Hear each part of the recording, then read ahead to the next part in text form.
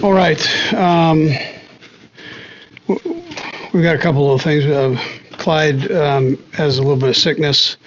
These guys are going to practice as they can here. Blake Bell's ankle was he's got a slight ankle sprain, but he's going to do some stuff. Hitch is also going to do some stuff. He had a little bit of a surgery for these little deals that he had in here, that minor surgery, and we're just letting him heal up there, but he's going to go out and do some stuff. Chris Jones hurt his wrist. Noddy with a hip flexor strain. Anyways, all these guys are going to give you something out there. They're going to go through and work. Look forward to the challenge of playing the Chargers. They've got a good football team, obviously, and they've made some changes, not only with their coaching staff, but also with bringing in some players. And so had a chance to look at them on film, and they're doing a great job so playing. So we'll start our preparation today and get ourselves ready to go. Andy, just to clarify on Clyde, he's not practicing today? No, all those guys are going to, yeah. As of right now, I mean, that's what we got for you. With Hitchens, what sort of surgery? Yeah, it's not. It was just these little fatty tissue things. It's nothing there. Andy, we've been asking you a lot about, you brought up the tackling, obviously, after the game. We asked you a lot about how hard is it to work on that during the season. I'm just curious, do you find those kind of fundamental things, are they at a lower level at all now with they're not that new, but the practice restrictions that you have? Do you find that? Yeah, no, listen, I mean, things have changed since I've been in the league, obviously, we've got to work, we got to do a little better job with our angles and wrapping up, eyes up, all those things. But we can get that taken care of. The things that we need to get done, we can do. You saw it in the second half, it got better. So we just got to do it in the first half and as we go. I'm sorry, but I just mean league-wide, do you see a difference at all? Yeah, well, the last couple of years have been, I said it was COVID the year before, but we had more, we had similar restrictions this year. So it's a game of blocking and tackling. If you don't practice it enough, then, you're going to have some misses. Yeah. And we don't have, you don't have as much time. That's what it is, though. So I'm not complaining about it. I mean, that's just the reality of it. Coach Willie Gay, this is, if you do a short-term injured reserve, obviously this is the third week. How has his recovery process been, in your opinion, and how optimistic are you that he could probably return to the lineup next week? Yeah, so he's done a nice job with it, been very diligent with it, and he's getting there. I mean, he's getting close. So we'll just, that literally is day by day as we go here down the stretch with this. So, we'll just see how he does here as he goes forward. But he's doing a nice job with it. Just for clarification, did Anthony Hitchens have his surgery on Monday or yesterday? Yeah, Monday. Yeah. And now listen, I mean, it was like an in and out deal. It's not. Don't take it wrong. It wasn't like this is. Yeah. You see the Chargers and what they moved for you. The young quarterback, you saw him fresh out of the gate last year when he didn't even know he was going to play. You saw him late last year when you guys weren't even playing your real team. What sort of progression have you seen him make in their offense? He's got a new coach. How much different do they look now under the new coach and just his advancement as a player? Yeah, I think he looks tremendous. He's done a nice job. So he did a nice job against us, just stepping in, and he's grown since then. So, he's a good football player. He's great for the league, and great competition for us. Given the training that Willie Gay did have, what do you think you've been missing from the defensive point of view with him not playing so far? Yeah, I mean, Willie's a good player. That's a tough question because the guys that are playing are good players, and he's a good player. And so the more you have in there, the better chance you have of being better, right? So I would say, I would leave it at that. You start comparing, and then I'm telling you that the other guys aren't good. I mean, you could take that two different ways. That's not where I'm at. So. Coach, obviously from week 1 to week 2, what type of improvement did you see from the rookie linemen? that I guess when you went back and watched on film against Cleveland, that they improved and did better against Baltimore? Yeah, listen, I think that Baltimore front's a good front, and I thought they did a pretty nice job with that. So we've got some room to improve. We got to take care of some business in the run part of it, but the pass protection, I thought they did a nice job of protecting Patrick, for the most part, and for young guys, I mean, they threw some stuff at him and they handled it. And to the point, when you go back and you see the film, especially in Sunday night's game, there's clips floating online. You see some of the real aggressive, like Trey Smith, they choose violence when they pass block. I mean, what do you say to them, or what type of words of whisper or anything you give them to keep that up? Yeah, well, it's important. I mean, he's an aggressive kid, and when he plays, and he's just got to keep building the other parts of it along with it, and he will. I mean, he's wired that way, so he's got a chance to be a good football player down the road here. Go ahead.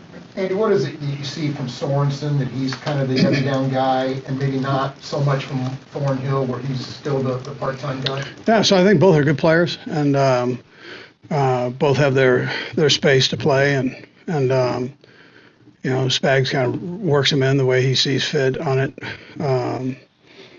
Dan, obviously, he's got his qualities, and Juan's got his qualities, so we try to use their strengths best we can. 33, Derwin James is back in the mix for them this year in your tape eval. Feel like he picked up right where he left off? He's playing real good football right now, yeah, he's a heck of a player, smart, makes our calls, good player, good cover guy, good tackler. Frank didn't play much of preseason. Well, he didn't play preseason at all first game. How do you think he played in his first game back? Frank, yeah. Frank actually did a decent job in there. So especially having not played, I mean, I thought he held his own, did a couple good things. He'll get better here the more he plays. So gets his wind down and everything. He'll be better off. Coach, seems like teams are going to force you to try to run the ball, beat them with the run. As the season progresses, what kind of problems do you see that happening for you guys? Yeah, so, we've got a couple zone teams, and there are opportunities to throw it, too. I mean, we had a couple of yards throwing the ball. And so if that was the intention, that didn't get done. But on the other hand, we got to do a better job running the ball. So we got to get, take care of business there. As you watch film, what issues are you seeing? Is there something specific that you put your finger on? Yeah. When targets are spread out more as they were in game 2, is that simply a matter of opportunity? Say again. Targets. When targets are spread out, the way Byron and DeMarcus and the guy just had more opportunities in game 2 than game 1. Yeah. So, I mean, it's a tribute to those guys and how they handle that. I mean, they did a nice job with it. So if they're going to roll coverage to 10. Then you have opportunities there. So, Coach, the Chargers allowed almost 200 rushing yards against the Cowboys. Does that give you some optimism that this week you can get, Clyde and the run game going? A good opportunity for that? Yeah, we'll see how it goes. I mean, we'll just play by ear as we go there. We'll run it, but we also want to be able to throw it. So I think the better you can do both, the better off we'll be. Last two, O'Neal and Matt. Coach, back here, how it is after a loss, especially for a fan base that's used to winning, the sky is falling. When you look at this football team, what makes you feel best about it? Where do you feel best and strongest about it? Yeah, well, I think we'll get things worked out as people perceive, look at the defense, and that'll work itself out. And they're hard workers, good locker room, so on, good coaches. And then offensively, I think we've got to keep improving in some areas, and we'll do that. Listen, the season we haven't lost a lot, and so you get a loss, and it's the end of the world. We got to go back to the drawing board, make sure we get things straightened out, and work on those things. But not the end of the world. Last one, Matt. Byron Pringle's been very productive for the first couple of games and some limited opportunities. How is he different than he was a year ago, and what are the opportunities for him to kind of grow that role going forward? Yeah, so he's been doing good all the way through camp, and he stayed healthy here, and knock on wood there. I mean, he's done a nice job with that, and and worked hard to get the opportunities that he's had. So I think the more he plays, the better it'll be. It'll just keep growing there. All right, thank you. Yep.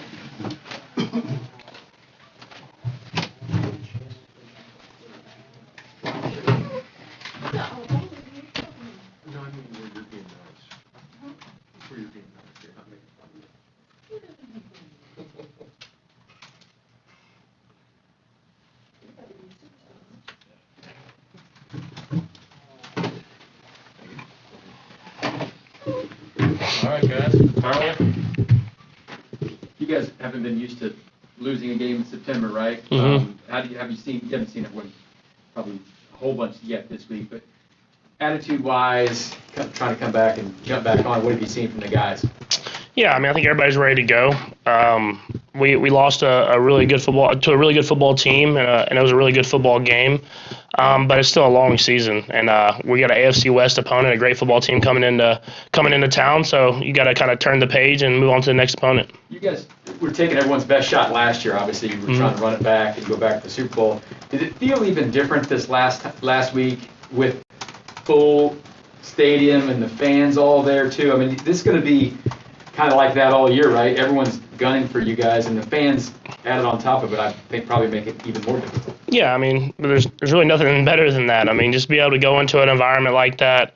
The fans are into it. They're giving you their best shot, obviously, and you have to go out there and be great. You have to go out there and find a way to win, and it builds you for an entire season that hopefully you can find ways to win those games, and so that when you get to the playoffs, you're ready to play against everybody. Patrick, I know you're locked in on the defense, but your counterpart, Justin Herbert, what do you like about his game that you see? Yeah, I mean, his arm talent, is crazy. I mean, the way he's able to throw some of these throws, it's kind of like when you throw it, you're like, I don't know if that's a good throw, and then he's always hitting it perfectly in there, so it's always a great throw. So he's someone that has a lot of talent. He's learning more and more as he gets in this league, and whenever you can have success without having the knowledge, usually when you start getting more and more knowledge, you get even better. Do you see any similarity between your game and his game at all? Yeah, I mean, he's a big guy. He's a little bit bigger than I am, but he's a big guy. He has a strong arm, and he can move around. So, I mean, he definitely does it in his own way, but he has a lot of success doing it. Patrick, after the Ravens game, I'm sure you were cognizant of all the good things you did, but I also know you spent a lot of time looking at what went wrong. What do you think about on the interception, and what else do you wish you had back? Yeah, I mean, on the interception, I think it's just the time of the game that I did it. I mean, a lot of times I'll try to make those throws and get them. Usually can get them in there. I kind of came out of my hand weird when he kind of wrapped me up and spun me.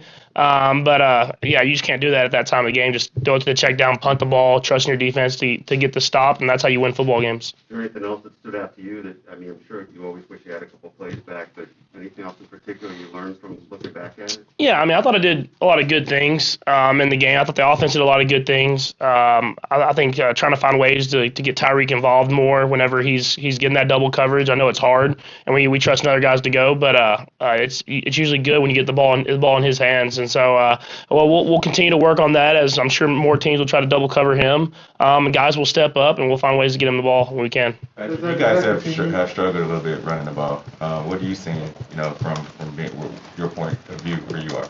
Yeah, I mean, I think it's really close. If you look at every run play that we have, it's just one thing here, one thing there, as a full unit, as an offense. It's not just offensive line, it's maybe the receivers or the running back. It's kind of a full thing, and I think when you have new guys, that stuff tends to happen.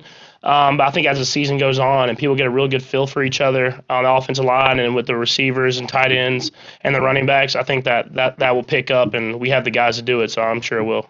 When those plays are called in the huddle, are you still able to go up there if you see something different with the defense, audible out of it? In case, for example, the last play that took place before Clyde fumble, was that something that you would have been comfortable audibling out of? Yeah, I mean, Coach Reid gives me the keys to kind of do anything I want to out there. I mean, as long as it's along the lines of the offense, and we were in good position to hopefully have one more run kind of spring through, or one more play kind of spring through, and that run had been working for us well. And the dude just made a heck of a play at the end of the day. He kind of got through, barely split, and just threw his hand out there, and it hit directly on the football. So I mean, they have good football players too, and they make plays sometimes. And when Tyreek was, like you said, he was double covered most of the time, how does that make you feel, confident-wise that you're able to depend on McCole and DeMarcus and them when they're making those catches, to count on them a little bit more often to get them more passes to keep them involved in the game? Yeah, I mean, I've always been confident in those guys. I mean, I see the work that they put in. I see the talent that they have. I mean, obviously we have these great talents with Travis and Tyreek that are all-time talents, and so we get them the ball and let them make plays. But we got guys all across the board that can make plays on this team, and you saw it with plays like Pringle made, plays like D-Rob made, and then you've seen the plays that McColl's made all season long or in the last few seasons. So we have talent everywhere. It's about getting them the ball in space and letting them go. How does that make you guys a more dangerous team when Pringle's getting involved, when DeMarcus is getting involved? It just puts defenses in binds. I mean, obviously they want to try to take away Travis and Tyreek as much as possible, just because of the consistent success that they've had for the last 5, 6, 20 years for Travis. So I mean, it's a thing where when you have other guys that can make plays happen, it puts them in a kind of predicament. Do we want to double cover both of them and leave these guys on islands, or do we want to play our defense and do what we do? And so having the ability to get it to everybody and they can all break it for a touchdown every single play is definitely something that will help the offense. It seems like the flow is a lot more smooth when guys are all getting involved and having fun. You feel that way? Yeah, I mean, I think the best thing about this team is everybody enjoys everybody else's success. And if you look at plays like the Pringle touchdown, I mean, Tyreek's been double covered the whole game, hadn't been getting the ball as much as usual, and he's down there making the block to get him into the end zone. And that just speaks to the type of guys that we have in this locker room. It's not about who gets the stats. It's about trying to find a way to win the football game, and we're all going to play for each other at the end of the day. Specifically, what does he give you as a target? What does he give you that's just a little bit different from the other guys? Who is this? Byron. Oh, yeah, I mean, he's obviously a very physical receiver. I mean, you see how he does on special teams and things like that, but he makes those tough catches. But I think y'all saw, I mean, he's fast and he can go and he can run when he's in space. And so he's come along a lot of these last few years of learning the offense and getting himself a role in this offense. And now that he'll get more and more opportunity, I'm sure he'll make more and more plays. So many teams are trying to adjust, Patrick, to what you guys do. Travis after the game said he felt like the Ravens blitzed less and didn't, less man coverage than maybe you guys anticipated. Do you see that might be a trend coming for you guys, that more teams may blitz less and you may have to operate in sort of that situation? Yeah, but I think, I'm sure it'll be a little bit. I mean, you look at the Super Bowl, and that was kind of the last year. That's what kind of caught us off guard, and we didn't adjust quickly. And I think you see now that we've gotten to a point now where we can make it in-game adjustments really quickly and be able to go out there and still have success. And I think you saw that. I mean, we definitely had a lot of man beaters in because they're a man coverage team. But right when we saw that it was going to be a lot of zone, a lot of different types of zones, we made those adjustments, and we were able to still go out there and have some success. How does that Derwin James, 33, being back in the lineup change what the Chargers maybe do defensively a little bit? Yeah, I mean, he's a one-of-a-kind player. So whenever you have him out there, I mean, he can play the deep safety or literally be at the line of scrimmage just as good. And you don't get players like that all the time that can literally do it all. And he's a special player that you have to account for on every single play. Are they a dangerous team? If you read the stuff out there, they think this is a massive, massive game for them. Yeah, I mean, it's AFC West, so it's gonna definitely be a massive game. If you look across the AFC West in general, we have a lot of really good football teams, and so every single one of these games that we play against each other is going to be extremely important, and we understand that.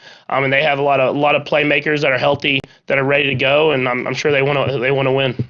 Patrick, there was a clip after the game, a viral clip of your brother getting yelled at by some fans and dumped some water. You talked to him about that, and what stands there? Yeah, I mean, obviously it's something that we don't want to necessarily do.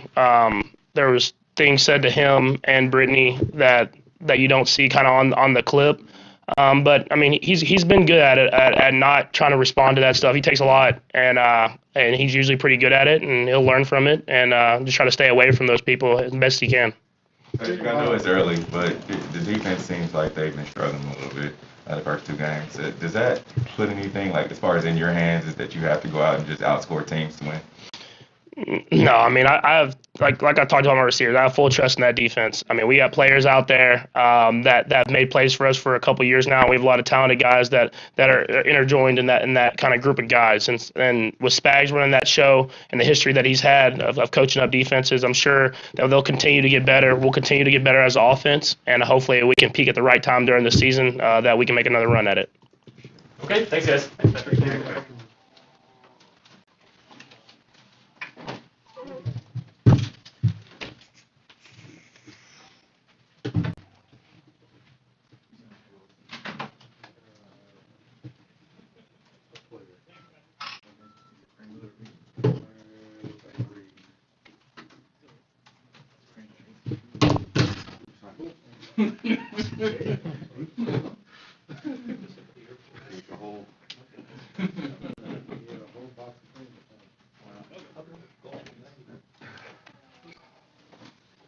All right, guys.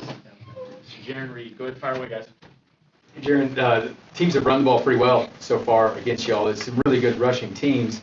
What sort of things have you been working on to stop that? And is this something you think that when teams around the league will try to do more of that until you guys do stop it? Yeah, well, our first two games we played, two really complex run teams. They're very good at what they do. They did a lot of complicated schemes, but we gotta get back to the drawing board, go back to practice, tackle well, tear our blocks. Just get back to the drawing board and just get better. I know you're probably going to be hitting today. What are you hoping to take from it? I mean, there's only so much you can obviously do in pass, but what are you hoping to get back to fundamentals when it comes to the tackle? Yeah, basic fundamentals, tearing off blocks, like I said before, wrapping off, tearing off blocks, just get going, get back to the basics of football, get back to what we do. Andy Reid has said some of the problems defensively have just been a mindset thing. Better in the second half, just need to improve that. What kind of message do you think that sends to the defensive line room and then really the defense as a whole? Oh, he wants us, to play great. We got to step up to that challenge. We got to take that upon ourselves each and every day. We got to start out fast. We got to start out physical. We got to keep going. Anything that has jumped out to you playing alongside your new teammates that you're still sort of getting adjusted to, or does it feel like it should feel early in the season? No, we're not where we want to be yet. Still fairly new, all of us playing together.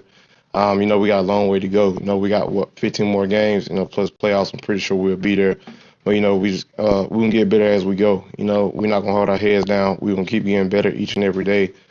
Keep working to stop the run and go rush the pass to get some sacks. What kind of problem is Austin What's the Eckler? mood like, with the defensive line when you all are getting beat at the line of scrimmage like that? Where obviously when your safeties are making the tackles and stuff like that, that the line, running backs and they're getting plays past you all. Oh, we're not holding our head down about it. We know we got to be better. That's what we're going to do. We're getting back to practice to do that.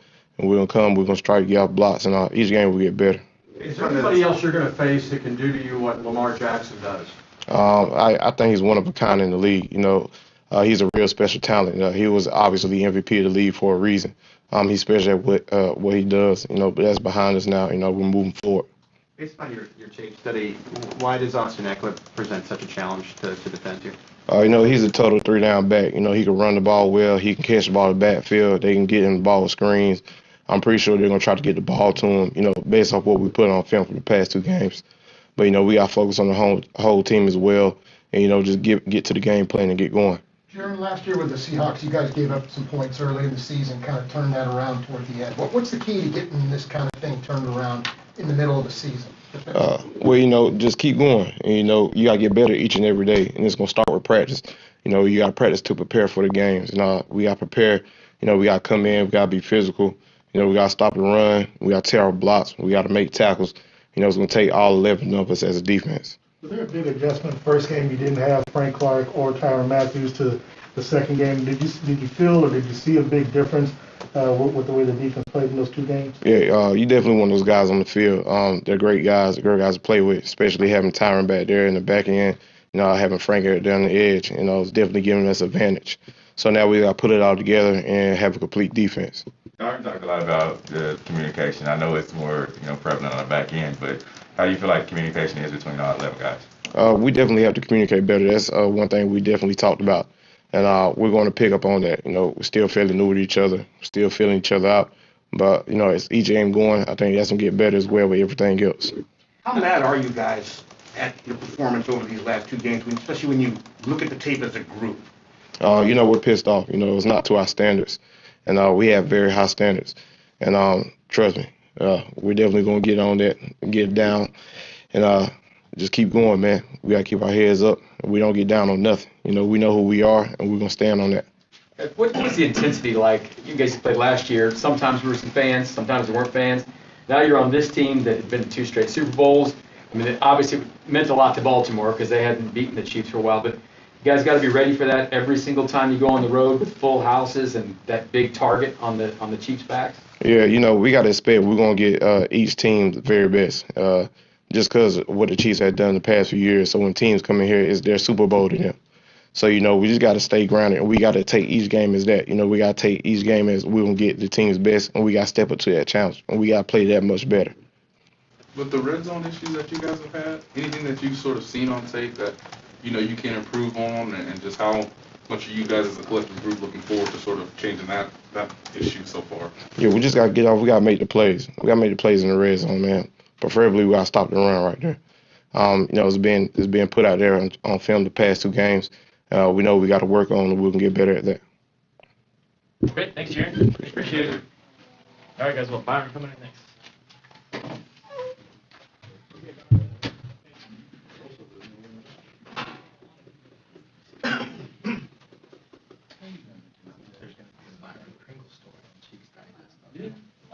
Might as well be.